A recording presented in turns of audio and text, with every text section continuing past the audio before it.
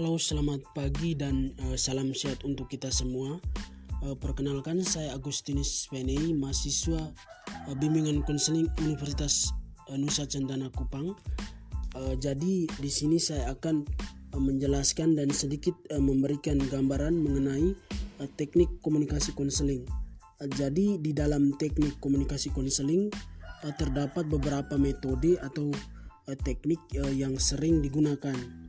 Jadi di sini saya akan menjelaskan 3 teknik. Teknik yang pertama adalah teknik rejection atau penolakan, yang kedua teknik summary atau menyimpulkan, dan yang ketiga adalah teknik termination atau mengakhiri. Jadi yang pertama teknik rejection. Teknik rejection adalah teknik yang digunakan oleh konselor untuk melarang konseli melakukan hal-hal yang dapat membahayakan dirinya dan juga orang lain atau orang yang ada di sekitarnya. Jadi dari teknik ini konselor berupaya untuk melarang konseli untuk tidak melakukan hal-hal yang berbau negatif atau hal-hal yang dapat membahayakan dirinya dan juga orang-orang yang ada di sekitarnya.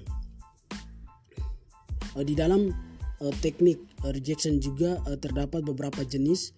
Jenis yang pertama adalah rejection penolakan langsung atau terang-terangan. Yang kedua adalah penolakan tidak langsung atau secara halus. Rejection penolakan langsung atau terang-terangan biasanya digunakan oleh konselor untuk melarang konseli secara langsung atau terang-terangan bahwa apa yang dia lakukan atau apa yang diperbuat oleh konseli itu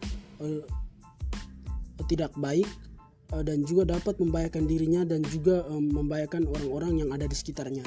Yang kedua, penolakan tidak langsung atau secara halus. Teknik ini digunakan konselor secara halus dan lebih sopan dalam melarang atau tidak memperbolehkan konseli untuk melakukan hal-hal yang dapat membahayakan dirinya dan juga orang-orang yang ada di sekitarnya. Nah, jadi di dalam rejection juga terdapat beberapa tujuan. Tujuan yang pertama, tidak melakukan rencana membahayakan diri sendiri dan juga orang lain. Jadi seperti yang sudah saya jelaskan tadi di atas bahwa tidak melakukan rencana membahayakan diri sendiri dan juga orang-orang yang ada di sekitarnya. Jadi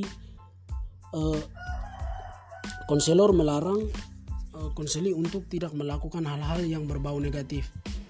Yang kedua, membuka wawasan konseli.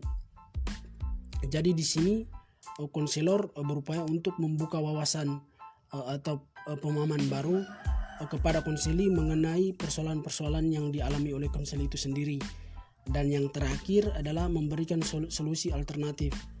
Jadi konselor berupaya untuk memberikan solusi atau memberikan jalan keluar kepada konseli untuk tidak melakukan hal-hal yang berbau negatif atau dapat membahayakan dirinya dan juga orang-orang yang ada di sekitarnya. Di dalam teknik rejection juga sering terjadi atau sering terdapat beberapa komunikasi atau diskusi-diskusi. Salah satunya adalah ketika konseli memperoleh atau mendapatkan suatu persoalan yang mana persoalan tersebut dilakukan oleh temannya sendiri. Persoalannya adalah temannya tersebut mengejek ataupun menghina.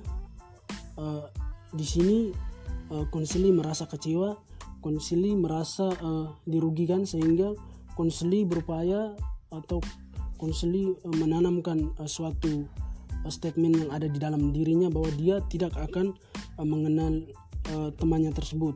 Jadi dari sini, dari persoalan tersebut, konselor berupaya untuk melarang atau memberikan teguran secara halus bahwa coba konseli berpikir secara matang, berpikir secara baik bahwa biar bagaimanapun dia itu adalah teman dari konseli itu sendiri. Yang kedua adalah teknik summary. Nah, jadi teknik summary ini adalah teknik yang digunakan oleh konselor untuk menyimpulkan atau meringkas apa yang telah disampaikan oleh konseli. Jadi di dalam teknik summary ini juga terdapat beberapa jenis. Yang pertama jenis summary bagian, yang kedua teknik summary akhir. Jadi teknik summary bagian adalah teknik yang dianggap penting oleh konselor untuk menyimpulkan setiap percakapan yang dilakukan. Yang kedua adalah teknik summary akhir atau keseluruhan. Teknik ini biasanya konselor menyimpulkan secara keseluruhan apa yang telah dibicarakan pada sesi konseling. Di dalam teknik summary juga terdapat beberapa tujuan. Nah, tujuan yang pertama adalah memberikan kilas balik atau feedback. Yang kedua menyimpulkan kemajuan atau menyimpulkan proses atau kemajuan apa yang sudah dialami oleh konseli itu sendiri. Dan yang ketiga meningkatkan kualitas diskusi. Meningkatkan kualitas diskusi di sini adalah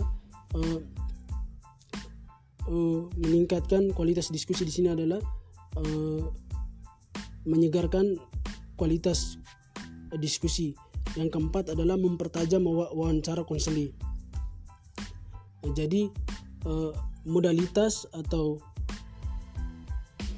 bahasa yang sering digunakan dalam teknik ini adalah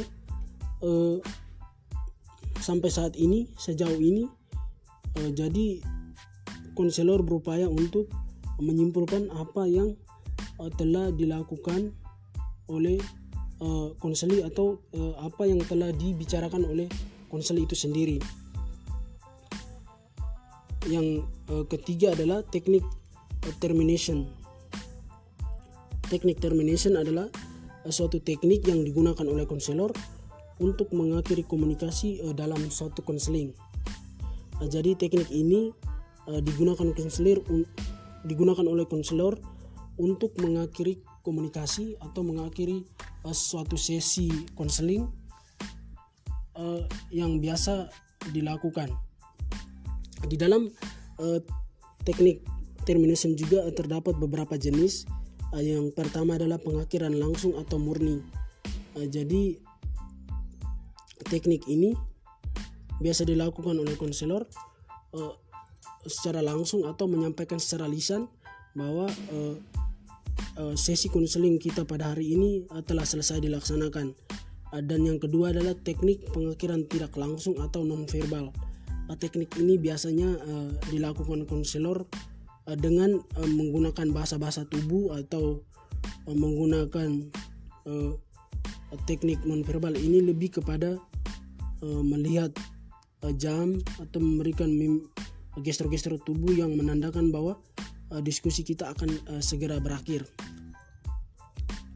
Di dalam teknik termination juga terdapat beberapa tujuan. Tujuan yang pertama adalah memiliki peta kognitif atau memiliki peta gambaran dari sesi konseling. Yang kedua mencapai pemahaman antar konselor dan juga konseli. Dan yang ketiga memelihara persepsi. Sekian hasil dari penjelasan saya. Selamat pagi dan salam sehat untuk kita semua.